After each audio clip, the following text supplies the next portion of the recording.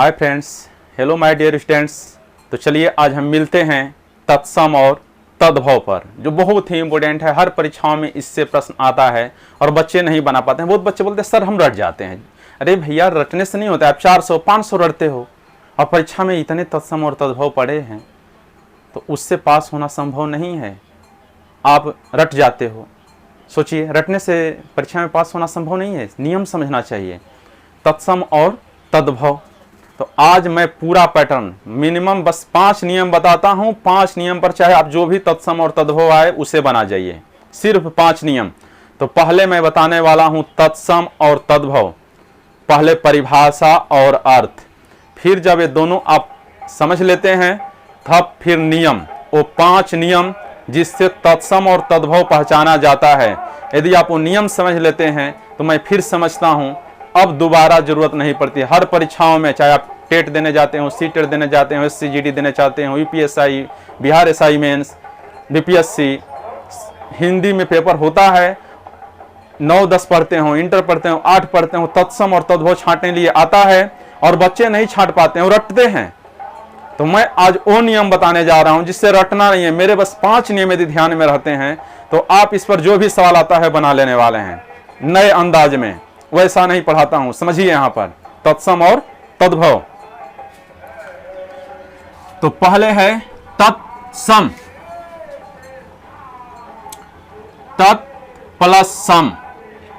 तत्सम same as that, नाम से स्पष्ट है। तत् मीन्स उसी, सम माने समान, जो उसी समान हो। Similar to that, as it was यानी जैसा पहले था वैसा ही आज भी हो। सिमिलर टू दैट, उसी समान। एज इट वाज यानी जैसा पहले था वैसा ही आज भी हो, तो वही होता है तत्सम। संधि विच्छेद, तत्सम तोड़ते हैं तो टूटता है तत् प्लस सम। तत् मीन्स होता है उसी, सम मीन्स समान। तत्सम सेम एज दैट अर्थात सिमिलर टू दैट, उसी समान। या इसे बोलते हैं एज इट वाज अर्थात जैसा पहले था वैसा ही, उसी रूप में जो शब्द आए वही होता है तत्सम, वही होता है तत्सम। इसीलिए जो तत्सम शब्द हैं इन्हें ओरिजिनल वर्ड्स, मूल शब्द भी बोला जाता है।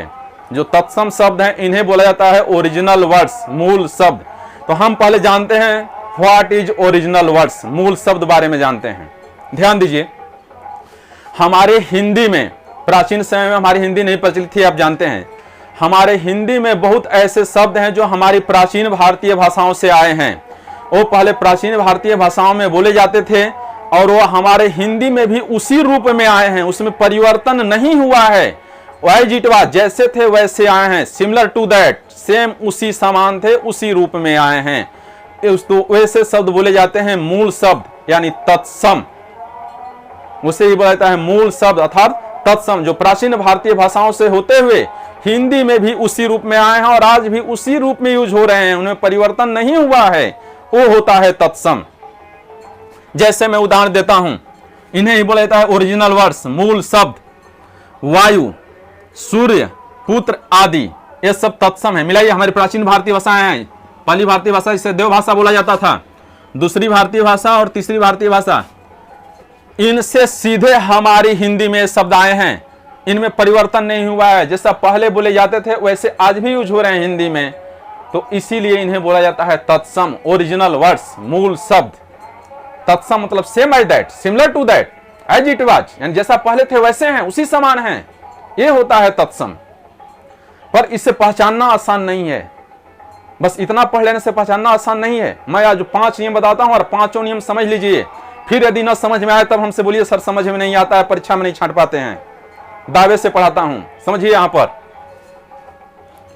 पहला नियम हम बता रहा हूं, यदि शब्द में आधे अक्षर या वर्ण आए, आधे अक्षर या वर्ण आए, ये बात ध्यान देना है। यदि शब्द में आधे अक्षर या वर्ण आए तो तुरंत पहचान जाइए वहां तत्सम है, वो शब्द तत्सम है। यदि शब्द में आधे अक्षर या वर्ण आए तो वो शब्द है तत्सम। जैसे मैंने उदाहरण दिया है, आम्र, मिलाइए, इसमें र आधा आ रहा है।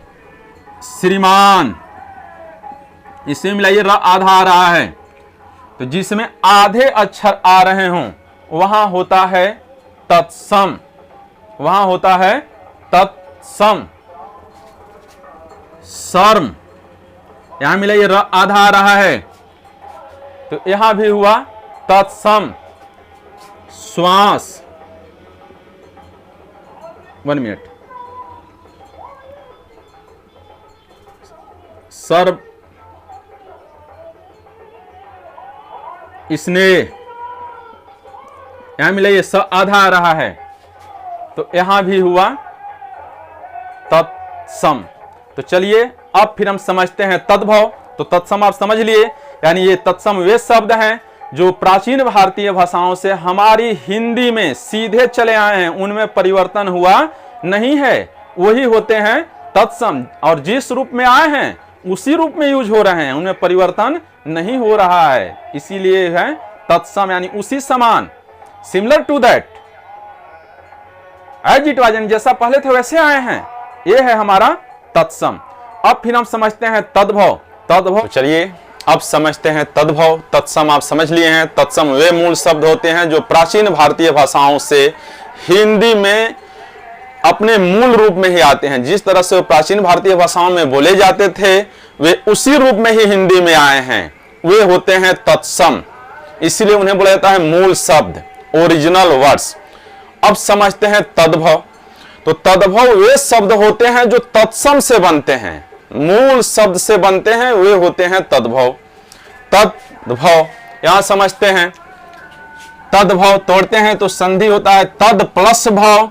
तद मीन्स हुआ उससे, भव मीन्स उत्पन्न, उससे उत्पन्न, अर्थात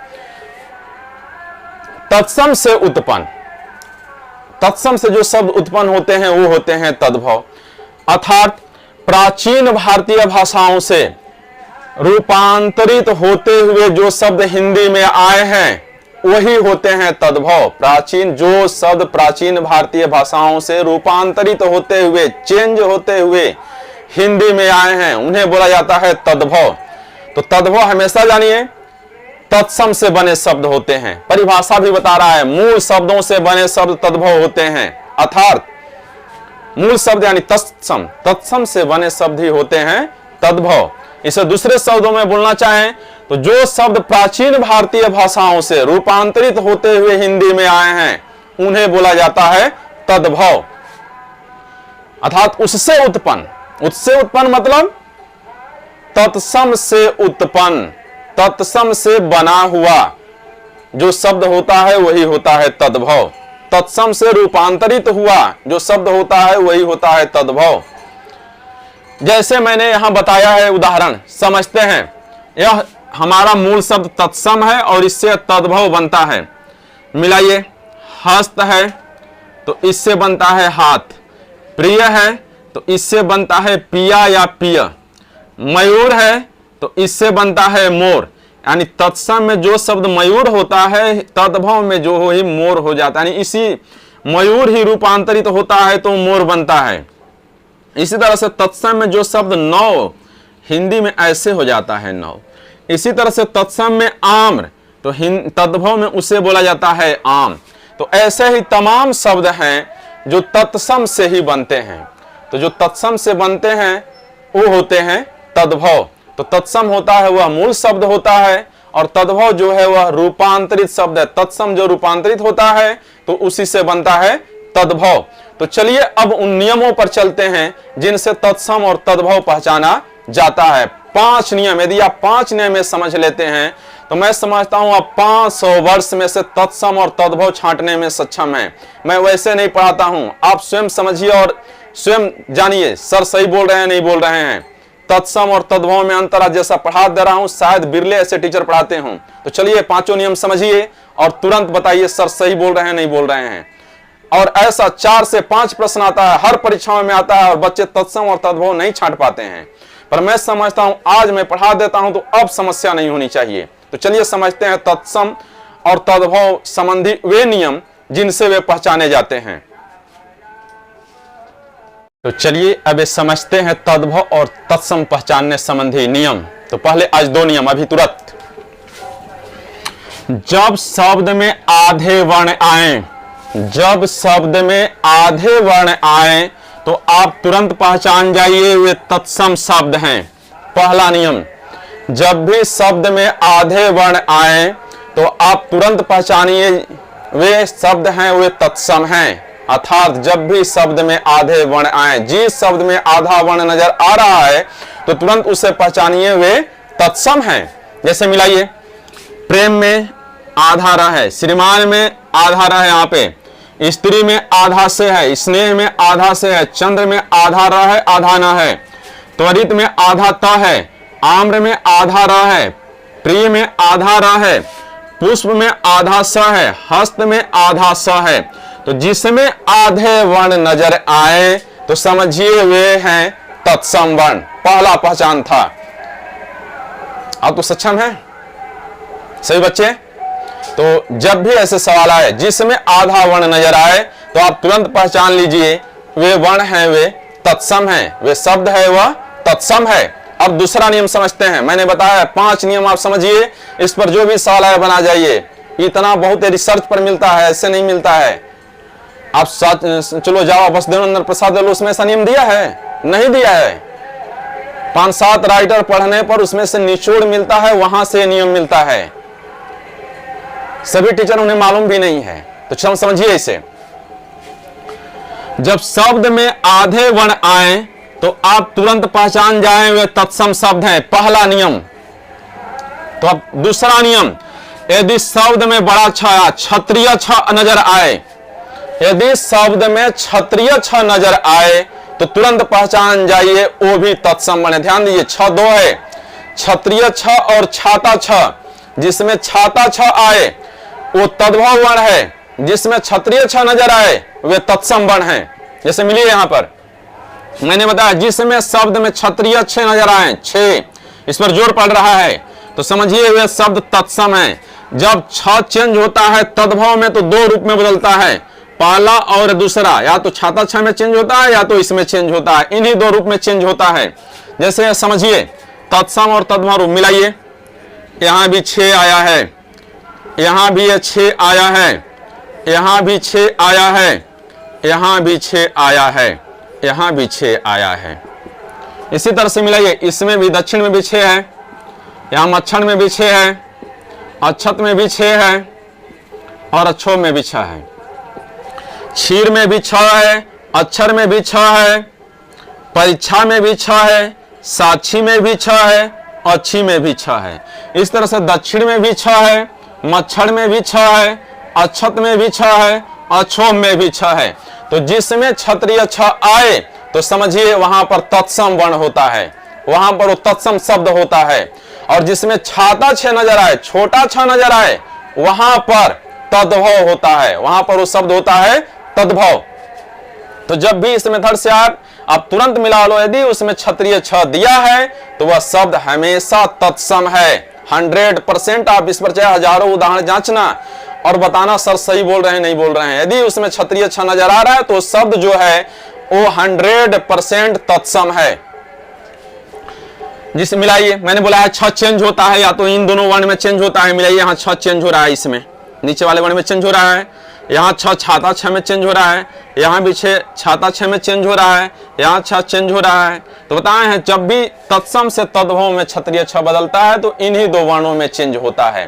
तो पहला नियम है या तो आप चेंज पर ध्यान दें, पर उतना ध्यान देना जरूरी नहीं है। दूसरा नियम है जिसमें क्षत्रिय छ नजर आए समझिए वो वर्ण वो शब्द तत्सम है, वो शब्द है वो तत्सम है 100%। तो चलते हैं फिर मिलते हैं तीसरा नियम। 2 नियम मैंने बताया। यदि शब्द में आधे वर्ण आ जाएं तो समझिए वह जो है तत्सम शब्द है। पहला नियम मैंने बताया, यदि शब्द में क्षत्रिय छ आ जाए तो भी वो शब्द है वो तत्सम है, पर यदि छाता छ आ जाए तो वह शब्द जो है वह तद्भव है। इतना ध्यान दीजिए। अब चलते हैं तीसरा नियम। चलिए नियम 3 समझते हैं। ये वीडियो थोड़ा लंबा जरूर है पर मैं सोच रहा हूं तत्सम और तद्भव आज पूरा इसमें समाप्त हो जाए, आज बात बचे मत। अब इस पर ज्यादा से ज्यादा उदाहरण हो, अभ्यास हो। तो समझते हैं फिर तीसरा नियम। मैंने बताया है यदि शब्द में वह नजर आए तो तुरंत पहचान जाइए वो शब्द तत्सम है। परंतु शब्द में ब नजर आए। यहां पर ध्यान दीजिए, मैंने बोला था 5 नियम, तो 5 नियम। यदि आप एक्स्ट्रा बोलते हैं तो मैं छठा नियम भी जानता हूं, पर मैं समझता हूं 5 नियम जो हैं वो बहुत ज्यादा इंपॉर्टेंट हैं। तो ध्यान, यदि शब्द में वह नजर आए तो आप तुरंत पहचान जाइए वो शब्द तत्सम है। परंतु शब्द में ब नजर आए तो तुरंत पहचान जाइए वो शब्द तद्भव है। 100% इसमें संभावना है वो शब्द तद्भव है। तो यह ध्यान दीजिए, प्रायः तत्सम शब्दों में व और तद्भव शब्दों में ब होता है। प्रायः तत्सम शब्दों में व और तद्भव शब्दों में ब होता है। अर्थात वह ही जब रूपांतरित होता है तत्सम से तद्भव में तो ब में बदल जाता है। वह ही जब रूपांतरित होता है तत्सम से तद्भव में तो ब में बदल जाता है। जिसे आज समझता हूं मैं, उदाहरण ऐसा नहीं, 2 ही उदाहरण बता रहा हूं मैं। हर नियम पर 8 से 10 उदाहरण सोच रहा हूं बता दूं, जिससे 8 डाउट्स पूरी तरह से दूर हो जाए। और आप स्वयं भी अपना बनाइए और जहां भी समस्या हो हमसे तुरंत पूछिए। हम प्रयासरत हैं सारी चीजें स्पष्ट हो जाएं। बड़ा इंपॉर्टेंट है। 4 से 5 नंबर आता है और बच्चा अंदाजे पीछे हिट एंड ट्रायल मेथड अनुमान विधि से मारता है प्रश्न पर ऑप्शन, और 5 में से 2 भी सही नहीं होता है। और जो बच्चे नियम जानते हैं वो 5 में से 5 बना आते हैं और वही चयनित होते हैं। तो समझिए, यहां पर वही टॉपर होते हैं। मिलाइए, यहां पर इसमें वह है, यहां ब है, यहां भी वह है वर्षा में, यहां बरसात में ब है, यहां भी वह है, यहां ब है, यहां विवाह में वह है, यहां ब है। अब थोड़ा सा समझना, मैंने बताया था जिसमें आधे वर्ण नजर आए वहां पर तत्सम होता है, पर अपवाद है, ब्याह ब है, ध्यान देना है, इसीलिए ये तद्भव है। ये अपवाद हुई है, अपवाद परीक्षा में पूछ देता है। वानर व, मिले इसमें ब है। फिर विद्युत व, इसमें ब। उद्वर्तन व, इसमें ब। वत्स व, बच्चा ब। मिले जिनमें व है वे शब्द तत्सम हैं और जिनमें व है वे शब्द तद्भव हैं। अर्थात तत्सम से तद्भव में जब रूपांतरण होता है तो वह ब में बदल जाता है। तो जब भी ऐसे प्रश्न आए तो आप तुरंत जिसमें व दिया हो तो समझ लीजिए यह जो है तत्सम है, और जिसमें ब दिया हो तो आप तुरंत समझ जाइए यह जो शब्द है वो तद्भव है। जैसे मैं 3 उदाहरण और बता देता हूं। वधु, मिले इसमें वह है, इसमें बहु ब है। वर वर, द्विवेदी में वह है, दुबे में ब है। तो जब भी ऐसे शब्द आए जिसमें वह हो वो तत्सम है और जिसमें ब हो वह तद्भव है। तो फिर चलता हूं चौथा नियम, पूरी तरह से तत्सम और तद्भव। आज बात तो मैं समझता हूं समस्या नहीं होनी चाहिए। जो भी बच्चा है समझ लिया और ये नोट्स बना लीजिए और इसे बार बार 2-3 बार दोहरा जाइए और इस पर ज्यादा से ज्यादा उदाहरण बनाइए, पेपर से में आए हुए सवाल बनाइए और जहां भी समस्या होती है आप हमसे पूछिए। तो मैं समझता हूं अब डाउट नहीं दूर होना चाहिए। भैया आप जितने पढ़े थे बस छोटा सा परिभाषा बता दिया जाता था, 2-4 उदाहरण दे दिया जाता था, वहां बच्चा बस रटा रटाया हो जाता था। बस 400-500 उदाहरण रट रहा है, रटने से नहीं परीक्षा पास होता है आदमी, वो जमाना बीता। पूरा हमारे पास जो पैटर्न है वो हमें मालूम होना चाहिए और बहुत आसान है। बस 5 नियम पढ़ लिए, 500 शब्द में से आराम से तत्सम और तद्भव छांट दीजिए। तो ये होता है मास्टर रूल। तो चलिए समझते हैं हम फिर इस पर चौथा नियम। समझते हैं नियम 4। दिया है यदि शब्द में बड़ा सा, जिसे आप बोलते हैं तालाबी सा, नजर आए तो समझिए वह शब्द तत्सम है, और जिसमें छोटा सा, जिसे आप दांती सा बोलते हैं, यदि वह नजर आए तो शब्द तद्भव है। अर्थात जिस शब्द में बड़ा सा तालाबी सा नजर आए तो वह शब्द तत्सम है, और जिसमें छोटा सा अर्थात दांती सा नजर आए वह शब्द तद्भव है। जैसे मिलाइए, इस पर मैंने इतना उदाहरण समझाया। मिलाइए, इसमें छोटा सा है, इसमें बड़ा सा है, तालाबी सा तो तत्सम, इसमें दांती सा तद्भव, तत्सम तद्भव। मिलाइए, सभी में बड़ा सा है, सभी में बड़ा सा है, जितने वर्ड हैं सभी में बड़ा शब्द है, बड़ा सा है। और इधर मिलाइए, सभी में छोटा सा। तो जिसमें बड़ा शब्द हो, बड़ा सा हो, समझिए वो तत्सम है, और जिसमें छोटा सा हो समझिए वह तद्भव है। बड़ा सा से मतलब है जिसमें दांती सा हो, बड़ा सा से मतलब है जिसमें तालाबी सा हो वह तत्सम है, और छोटा सा से मतलब है जिसमें दांती सा हो वह तद्भव है। इसमें मिला लीजिए, हर में श्रावण में सावन, प्रश्विन पसीना, शब्द शब्द, राशि रास। इन सब में बड़ा सा है, इन सब में छोटा सा है। तो यहां से यह स्पष्ट हो रहा है जिसमें बड़ा स हो वह तत्सम होता है, और जिस शब्द में छोटा स हो वह तद्भव होता है। इसमें अपवाद भी हैं, पर अपवाद हर समाज में होते हैं, तो बाद में अपवाद पर चलते हैं, पहले नियम पर समझ लेते हैं। अपवाद वजह से ऐसा तो नहीं है समाज में नियम ना हो, तो पहले नियम समझते हैं। अपवाद सभी में है, तो ध्यान दीजिए। यह जब भी ऐसे आए प्रश्न तो आप मिलाइए। यदि उसमें तलाबी स है, बड़ा स है, तो वो शब्द तत्सम है। जिसमें दांती स है अर्थात छोटा स है, वह शब्द तद्भव है। तो अब इसी पर चलते हैं हम पांचवा नियम। इतना ऐसे पैटर्न समझ लीजिए, 5-6 नियम जो मैं बता रहा हूं सारा पढ़ जाइए। अब 500 वर्ड में से तत्सम और तद्भव आसानी से छाट लेने वाले हैं। चलिए समझते हैं फिर पांचवा नियम। तो चलिए समझते हैं नियम 5। ध्यान दीजिए, जिन शब्दों में री और त्र नजर आए, ध्यान देना है, जिन शब्दों में री और त्र नजर आए तो समझिए वह शब्द तत्सम है। जिन शब्दों में री और त्र नजर आए तो तुरंत समझिए वह शब्द तत्सम है। जैसे मिले इसमें त्र है, रात्रि से बनता है रात, तो जिसमें त्र है वो तत्सम हुआ। राजपुत्र से बनता है राजपूत, यानी जिसमें त्र है वो तत्सम हुआ। इस तरह से मिला इसमें री है, री छिपा है यहाँ पे, श्री री, तो बताएं जिसमें री आए समझिए वो शब्द तत्सम है, यानी यह तत्सम हुआ। दृष्टि, यहाँ पे री छिपा है, दृष्टि ये री है। दृष्टि, दृष्टि मीन्स दीठ, यानी मिलाइए यहाँ भी री छिपा है, री है, तो जिसमें री आए वह शब्द तत्सम होता है। तो जब भी ऐसे सवाल आए आप तुरंत पहचानिए जिसमें री और त्र आता है वे शब्द होते हैं तत्सम। तो अब चलते हैं फिर छठा नियम। मैं सोच रहा हूं सारा बता दूं, थोड़ा लंबा ही वीडियो हो रहा है 5 से 6 मिनट, तो सोच रहा हूं सारे नियम जो है सब पढ़ा देता हूं। तो चलिए समझते हैं नियम 6। तो चलिए समझते हैं छठा नियम तत्सम और तद्भव पर।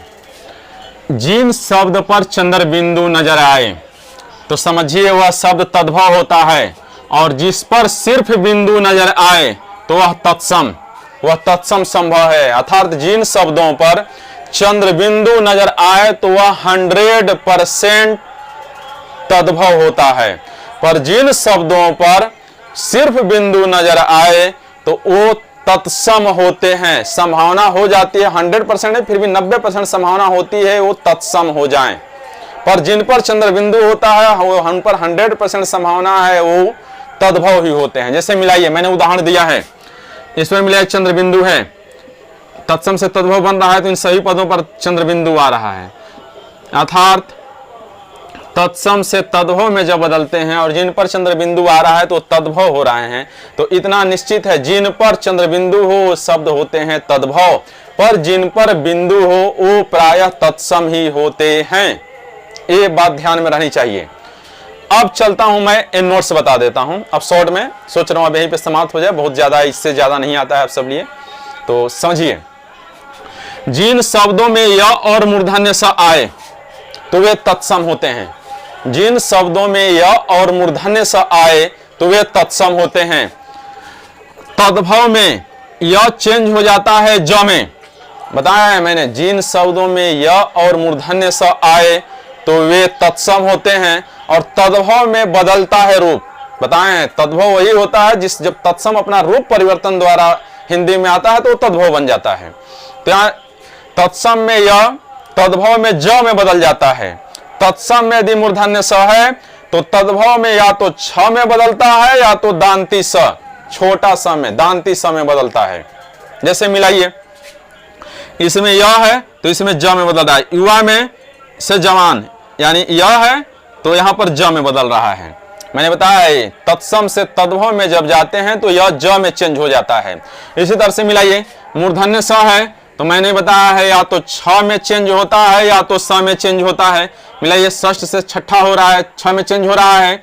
इस तरह मिलाइए, यहाँ मूर्धन्य स दांती स में चेंज हो रहा है, यहाँ भी मूर्धन्य स दांती स में चेंज हो रहा है। तो जब भी ऐसे सवाल आए जिनमें य और मूर्धन्य स दिया हो तो तुरंत समझ लीजिए वे शब्द हैं, वे तत्सम है। तो मुझे आशा है यदि आप ये नियम 5-6 बार पढ़ लेते हैं, वीडियो है 2-3 बार चला लेते हैं, इससे नोट्स बना लेते हैं, तो अब तत्सम और तद्भव में समस्या नहीं होनी चाहिए। यदि समस्या होती है तो हमसे तुरंत पूछिए। 2-4 नियम अपवाद है, मैंने वो नहीं बताया है, वीडियो बहुत लंबा हो रहा था। तो यदि समस्या हो तो हमसे आप तुरंत मिलिए, मैं बता देता हूं वो अपवाद हैं वो भी। तो चलिए फिर मिलते हैं दूसरे दिन। उस दिन पढ़ते हैं देशज और विदेशज।